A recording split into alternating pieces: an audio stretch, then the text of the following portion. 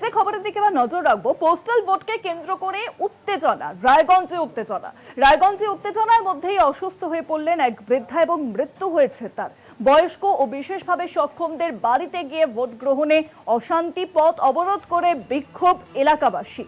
Postal ভোটকে কেন্দ্র করে রায়গঞ্জে কার্যত উত্তেজনার ছবি সামনে আসে এবং সেই উত্তেজনার মধ্যেই অসুস্থ হয়ে পড়েন এক বৃদ্ধা।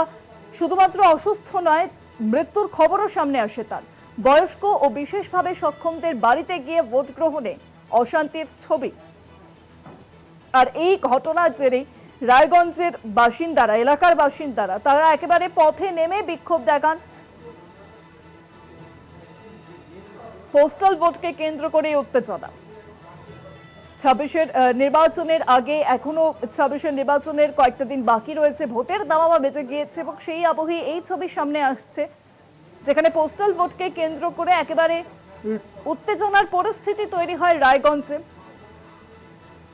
লাইনে দাঁড়িয়ে থেকে অসুস্থ হয়ে পড়েন এক বৃদ্ধা, মৃত্যুর খবরও তার সামনে আসে। আর সেই ঘটনার পরই, অর্থাৎ মৃত্যুর ঘটনার পরই দেখা যায় যে এলাকার বাসিন্দারা তারা একেবারে রাস্তায় নেমে বিক্ষোভ দেখান, রাস্তায় বসে বিক্ষোভ দেখান। বয়স্ক ও বিশেষভাবে সক্ষমদের বাড়িতে গিয়ে ভোট গ্রহণে তৈরি হচ্ছে অশান্তি, পথ অবরোধ করে বিক্ষোভ এলাকাবাসীদের।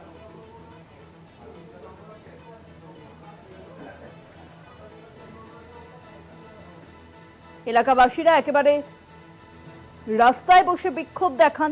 সেই বৃদ্ধার মৃত্যুর খবর সামনে আসার পর পোস্টাল ভোটকে কেন্দ্র করেই এই উত্তেজনার ছবি সামনে আসে।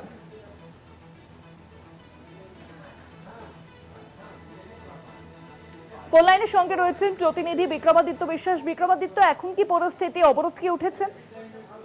দেখো, এই মুহূর্তে কিন্তু পরিস্থিতি একদম স্বাভাবিক হয়ে গেছে।